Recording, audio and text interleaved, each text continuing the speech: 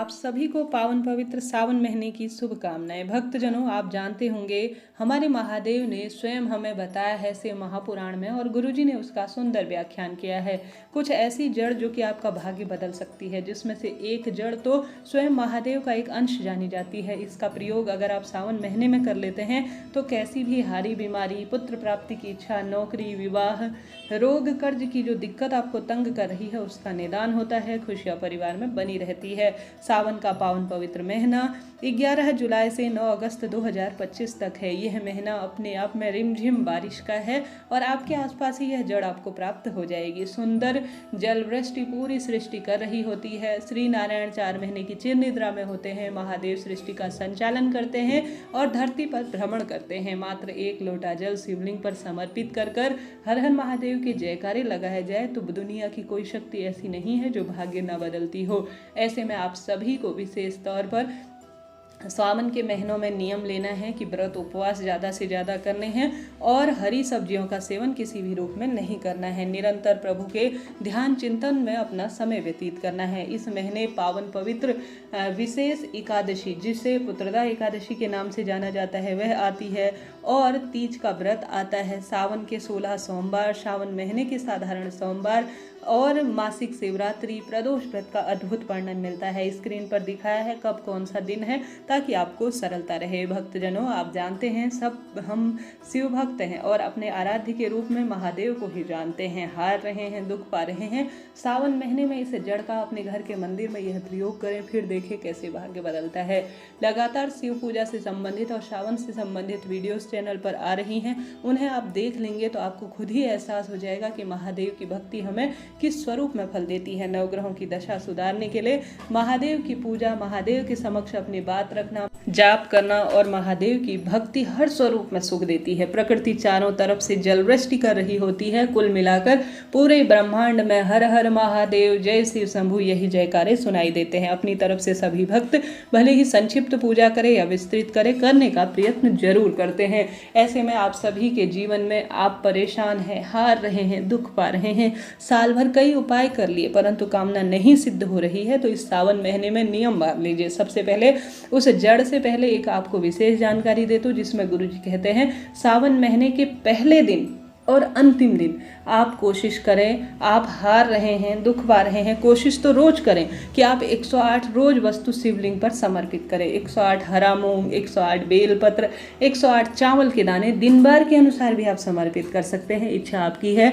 अपना इनका एक वर्णन मिलता है, सप्तधान्य के रूप में इन्हें जाना जाता है। 108 की महिमा शास्त्रों में अद्भुत है। तो आप महामृत्युंजय मंत्र का जाप कर 12 ज्योतिर्लिंग का स्मरण कर आप सबसे पहले सोमवार के दिन 108 चावल के दाने अपने घर के मंदिर में नाम मंत्र का ध्यान कर अपनी कामना कहते हुए चावल चढ़ा सकते हैं। मंगलवार के दिन मंगल की से संबंधित जो वस्तु होती है, जो अनाज होता है, जिनका सप्तधान्य से संबंध होता है, वह होता है मंगल से संबंध रखने वाला मसूर की दाल। इसका संबंध लाल रंग की वस्तु से होता है, तो मसूर की दाल आप मंगलवार के दिन समर्पित कर सकते हैं। बुधवार के दिन आप हरे मूंग के 108 दाने शिवलिंग पर चढ़ा सकते हैं।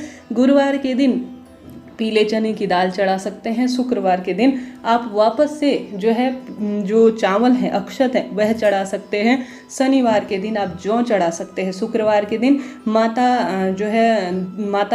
लक्ष्मी से संबंधित जौ होते हैं। शुक्रवार के दिन जौ भी शिवलिंग पर चढ़ाने से धन की कमी नहीं होती। शनिवार के दिन काले तिल चढ़ा सकते हैं, जौ चढ़ा सकते हैं। कुल मिलाकर 108 आप लौंग चढ़ा सकते हैं, 108 आप काली मिर्च चढ़ा सकते हैं। और रविवार के दिन मंगलवार से जुड़ी हुई जो अनाज है वह है गेहूं। इससे सूर्य ग्रह की स्थिति मजबूत बनती है। तो कुल मिलाकर दिन भर के अनुसार आपको 108 वस्तु कोई ना कोई शिवलिंग पर चढ़ानी है। इस नियम को बांध लीजिए, कैसी भी कामना है 1 रुपया खर्च नहीं होना, नवग्रहों की दशा सुधरती ही है। इसके पश्चात गुरुजी कहते हैं 1 लोटा जल एक हाथ में, दूसरा लोटा जल दूसरे हाथ में। इस सावन महीने में नियम बना लीजिए, 2 धार से अपना दोनों हाथों में कांवड़ जल का स्मरण किया, जो 12 ज्योतिर्लिंग का ध्यान किया। ऐसे मन में ध्यान लगाया कि मैं केदारेश्वर में जल चढ़ा रही हूँ, मैं 12 ज्योतिर्लिंग में जल चढ़ा रही हूँ। ऐसी मन में भाव करते हुए मैं कांवड़ जल शिवलिंग पर समर्पित कर रही हूँ। मंत्र जाप करते हुए महिला पुरुष बच्चा बड़ा सब जो है शिवलिंग पर 2 धार से अर्थात 2 लोटा जल अपने हाथ में लीजिए, शिवलिंग पर चढ़ा दीजिए। कोई 1 रुपया खर्च नहीं होना, परंतु लाभ अपने आप में किसी न किसी स्वरूप में आपको लगेगा कि अभी तो मेरी कामना सिद्ध नहीं हो रही है, अब मैं क्या करूं, परंतु ऐसा नहीं है। रुकिए, धैर्य रखिए, महादेव आपके लिए बहुत सुंदर सोच के रखे हैं। बस आप कर्म कीजिए और कोई ना कोई कार्य करना आरंभ कीजिए।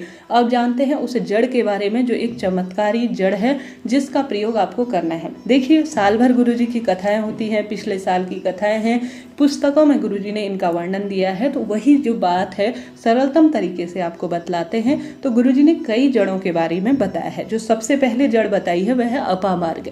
अपामार्ग की जड़ को चर्चिटा भी बोलते हैं, चिरचिटा कहा जाता है। यह वाक्पटुता अर्थात बोलने की क्षमता को विकसित करती है। साथ ही गुरुजी ने अपनी कथा में अपामार्ग की जड़ का यह प्रयोग बताया कि अपामार्ग के जो बीज होते हैं, जो जड़ होते हैं, वह चमत्कारी रूप में कहे जाते हैं।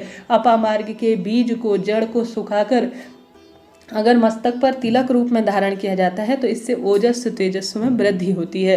तो आपकी इच्छा है आप अपामार्ग की जड़ का किस स्वरूप में प्रयोग करना चाहते हैं। दूसरी जो जड़ है वह है बेलपत्र वृक्ष की जड़।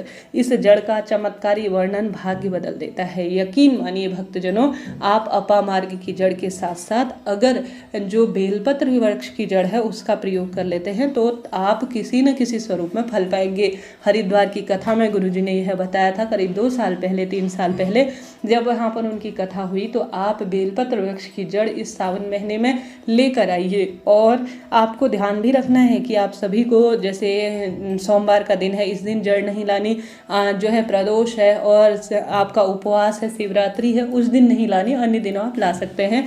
तो आप किसी भी दिन जाइए और बेलपत्र वृक्ष की जड़ को उखाड़ कर लाइए, थोड़ा तोड़ कर लाइए। घना कोई वृक्ष हुआ पुराना तो उसमें खूब जड़ मिल जाती है, तो उस जड़ को आप लेकर आइए।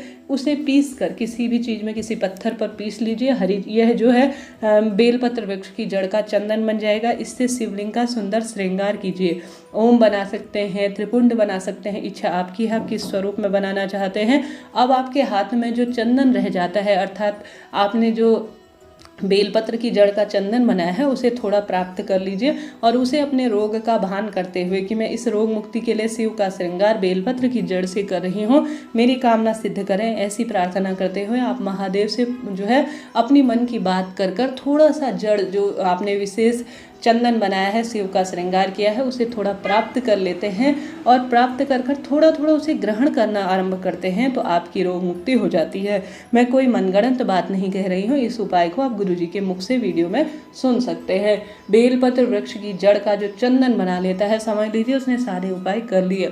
इस चंदन को आपको शिवलिंग के श्रृंगार में काम लेना है। रोज नियम बांध लीजिए। आप कोई विशेष अनुष्ठान नहीं कर सकते तो मात्र शिवलिंग पर 2 लोटा जल चढ़ाएं, दीपक लगाएं, महामंत्रों का जाप करें और साधारण सरल तरीके से बेलपत्र की जड़ को किसी रोज पत्थर पर घिसकर शिवलिंग का श्रृंगार करें। स्वयं अपने मस्तक पर इसका धारण करें। बेलपत्र जड़ महादेव का एक अंश है। जो शिव भक्ति यह कार्य कर लेगा वह स्वतः ही सब सुखों की अनुभूति कर लेगा। तो बेलपत्र की जड़ का प्रयोग आपको जरूर करना है। इस सावन में आपको पति पत्नी को बेलपत्र जो है लगाना भी है। घर पर लगाएं, कहीं भी लगाएं, किसी मंदिर प्रांगण में, परंतु आपको बेलपत्र रोपित करना है क्योंकि सावन महीने में बड़ी जल्दी रोपित हो जाती हैं चीज़ें।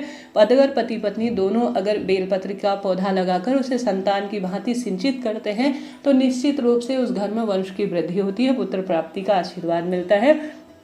साथ के साथ बेलपत्र वृक्ष की मिट्टी, जड़ और पत्तियां अगर शिवलिंग पर समर्पित होगी, जो भक्त इन्हें समर्पित करेगा उसका स्वतः ही आपको फल मिलना आरंभ हो जाएगा। आप करके देखिएगा, लाभ आपको मिलना है। बहुत सुंदर इसके परिणाम मिलते हैं। यह तो बात हो गई 2 जड़ की।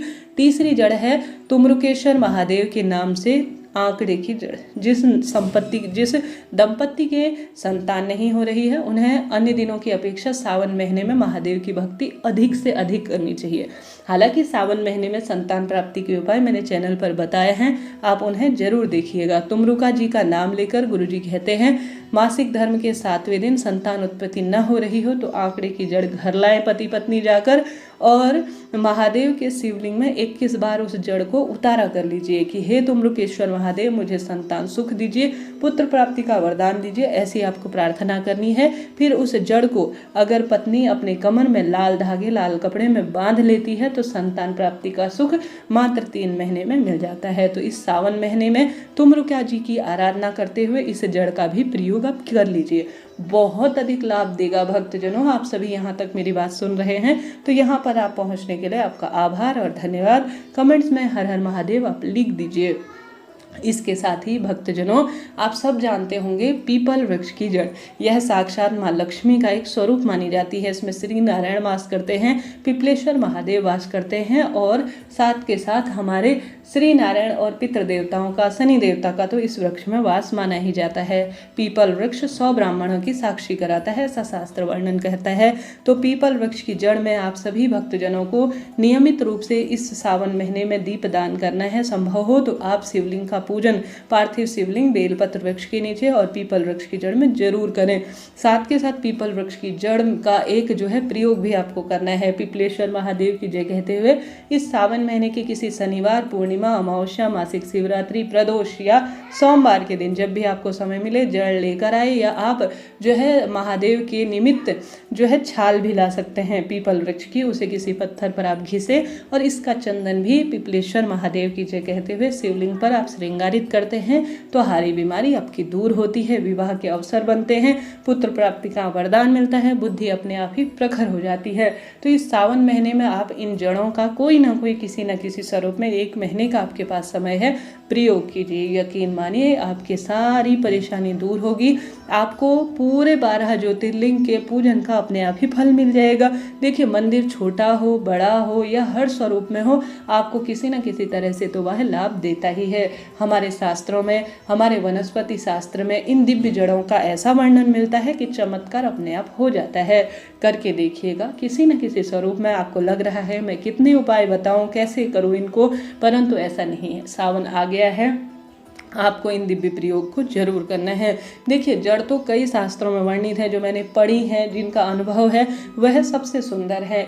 जैसे केले वृक्ष की जड़ गुरु ग्रह को मजबूत करती है। जिन बच्चों के विवाह नहीं हो रहा होता है, गुरु ग्रह कमजोर हो, पारिवारिक रिश्ते अच्छे नहीं चलते हो, तो उन्हें केले वृक्ष की जड़ को धारण करना चाहिए गुरुवार के दिन पीले वस्त्र में।